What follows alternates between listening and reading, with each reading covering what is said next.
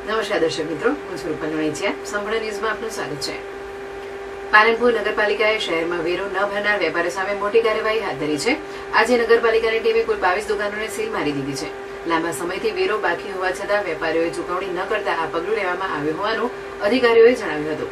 અધિકારીઓએ કહ્યું કે વારંવાર નોટિસ આપવા છતાં કોઈ પ્રતિસાદ મળ્યો ન હતો. આ કાર્યવાહીના પગલે વેપારીઓમાં ફફડાટ ફેલાયો છે. નગરપાલિકાએ સ્પષ્ટ ચેતવણી આપી છે કે જો વહેલી તકે બાકી વેરો નહીં ભરાય તો આવી કડક કાર્યવાહી આગળ પણ ચાલુ રહેશે. આજરોજ પાલનપુર નગરપાલિકાએ પાલનપુર હાઈવે ઉપર અમદાવાદ હાઈવે ઉપર આવેલ શ્રીજી વર્લ્ડ બિઝનેસ સેન્ટરમાં આ લોકો ઘણા ટાઈમથી વેરા ભરતા હતા નહીં.